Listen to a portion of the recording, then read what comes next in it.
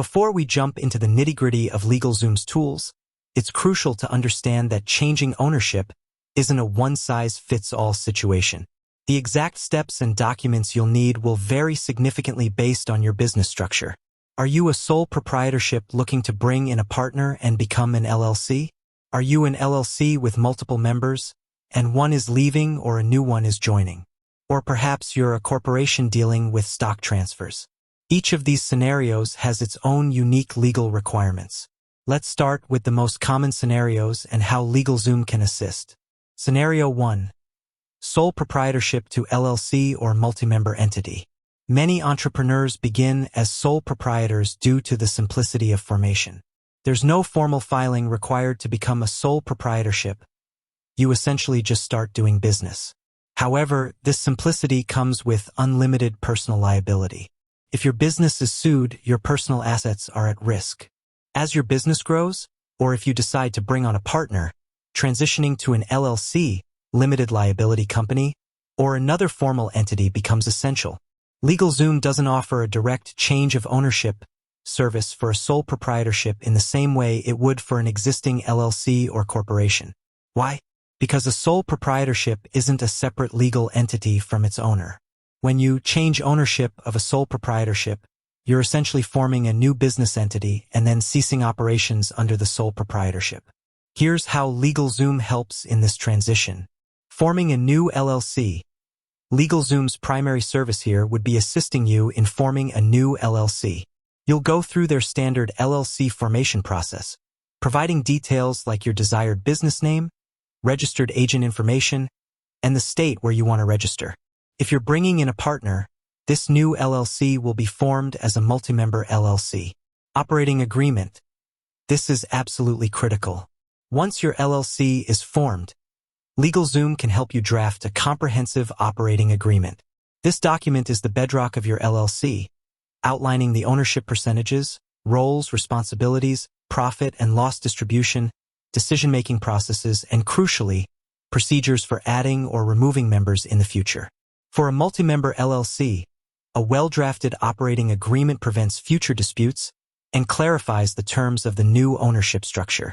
EIN, Employer Identification Number. Your sole proprietorship likely used your social security number for tax purposes.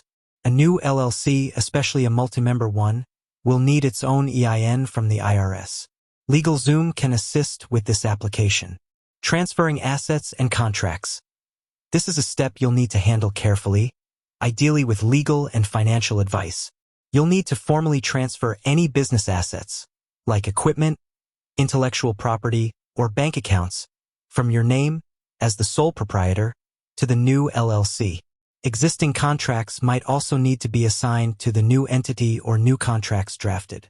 LegalZoom doesn't directly handle these asset transfers, but their legal forms library might offer templates for basic assignments. Scenario 2. Changing ownership within an existing LLC. This is where LegalZoom services become much more direct and integrated. An LLC is a separate legal entity, and changes to its ownership, membership interests, are governed primarily by its operating agreement and state law. Here are the common scenarios and how LegalZoom assists. Adding a new member. Reviewing your operating agreement. The first and most important step, regardless of LegalZoom, is to review your existing LLC operating agreement.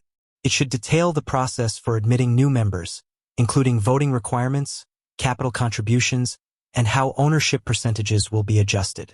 Drafting an amendment to the operating agreement. LegalZoom offers services to help you amend your operating agreement. This amendment will reflect the new member's name, their capital contribution, if any, their percentage of ownership, their voting rights, and how profits and losses will be allocated. This is the primary document formalizing the ownership change internally. Articles of amendment, if required by state. While not always required, some states might necessitate filing an Articles of Amendment or similar document with the Secretary of State to publicly update information about members or management structure. LegalZoom can help prepare and file these documents, ensuring compliance with state regulations. Updating business records. Beyond legal filings, you'll need to update internal company records, bank accounts, and any relevant contracts or agreements to reflect the new ownership structure. Removing a member. Operating agreement is key. Just like adding a member, your operating agreement should outline the procedures for a member's departure, whether voluntary, resignation, or involuntary, expulsion. It should cover buyout provisions, valuation methods for their interest, and any non-compete clauses. Member buyout agreement. If a member is leaving, especially through a buyout, LegalZoom can provide templates or facilitate the drafting of a member buyout agreement. This legally binding document will detail the terms of the purchase, payment schedule, and release of liabilities. Amendment to the operating agreement. Similar to adding a member, you'll need to amend your operating agreement to reflect the removal of the departing member and the updated ownership percentages of the remaining members. Articles of amendment. If required by state again, check state requirements to see if a public filing is needed to remove a member from official records. LegalZoom can assist with this. Transferring an existing member's interest. This typically occurs when one member sells their share to another existing member or a third party. Assignment of membership interest. This is the core document. LegalZoom can help you draft an assignment of membership interest document, which formally transfers the specific percentage of ownership from the seller to the buyer. This document should clearly state the names of the grantor, seller, and grantee buyer, the percentage of interest being transferred, and the date of the transfer. Amendment to the operating agreement. The operating agreement must be updated to reflect the new ownership structure. Articles of amendment, if applicable, check if your state requires a public filing for such a transfer. With that said, thanks for watching, and until next time.